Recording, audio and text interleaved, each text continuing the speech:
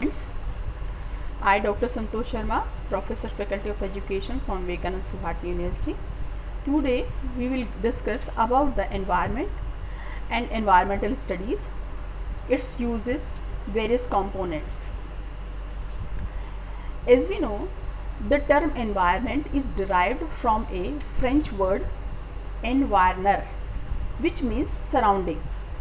It refers to an aggregate of all conditions that affects the existence, growth and welfare of an organism or a group of organisms. Environment is the sum total of all social, economical, biological, physical and chemical factors which constitute the surroundings of humans, who are both creators and the modulars of the environment. Environment is the sum total of influences which modify and determine the development of life and its associated characteristics. So, the elements of environments are interconnected to each other in a complicated way, just like a spider web. Disturbance of one element will affect the other one. Now we come to the components of environment. The components of environment are broadly classified as abiotic and biotic components. Abiotic or non-living components of environment include all the physical and chemical factors that influence living organism. Example of abiotic components are air, water, soil, rocks, etc. Biotic or living components are the living components of environment that includes microbes, plants, animals and human beings. Now we come to the type of environment: natural environment and man-made environment. These two type of environments are there. Natural environment, the environment given us by the nature or by the God, in which there is no contribution of the human being.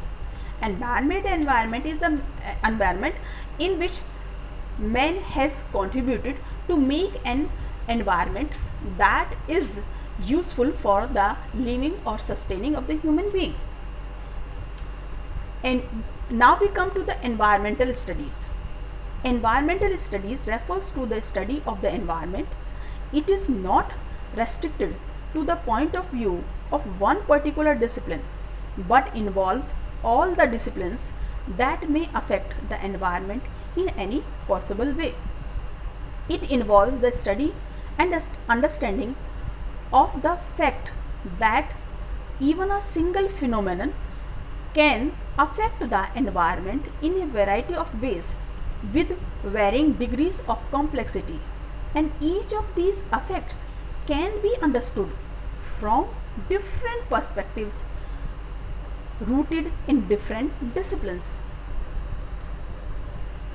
Importance of environmental studies.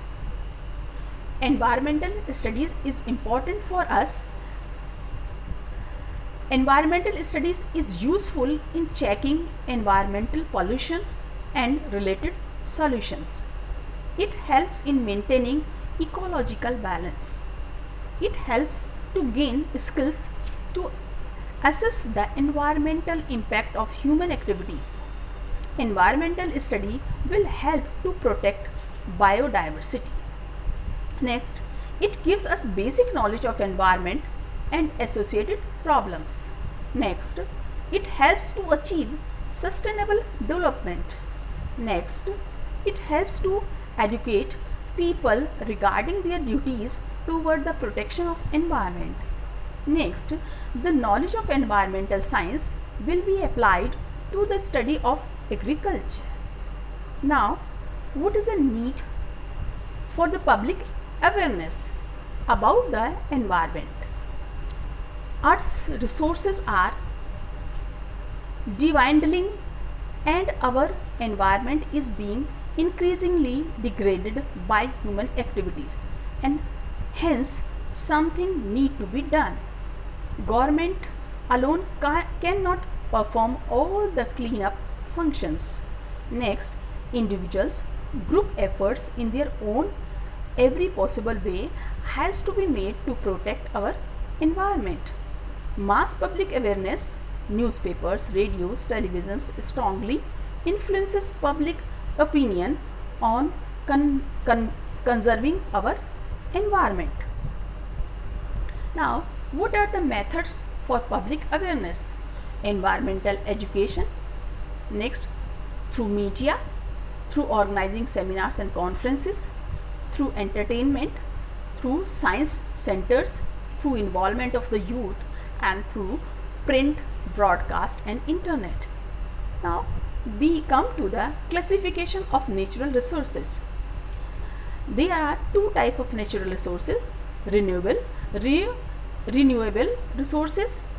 Renewable resources whose continual harvest is possible with proper planning and management, such as plants, animals, solar energy, wind energy, etc., are known as renewable resources. They can renew themselves provided they are not over harvested.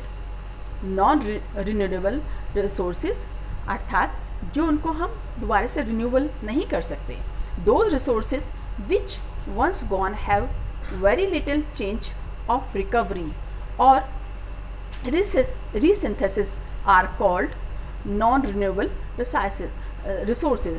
Example of non-renewable resources are coal, minerals and petroleum. Our natural resources are the following: is water, forest, energy, land, food, minerals. These all are available in nature.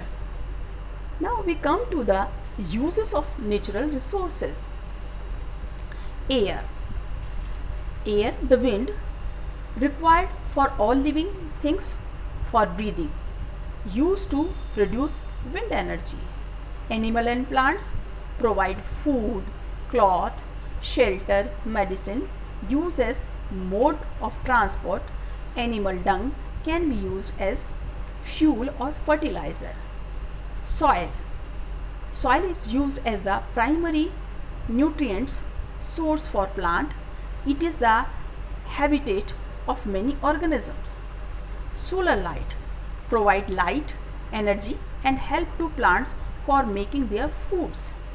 Wood and tree used as construction material, used to make utensils, furnitures and sporting equipments. Water used in household, agriculture and transport. Thank you, students. Now we will meet with the other content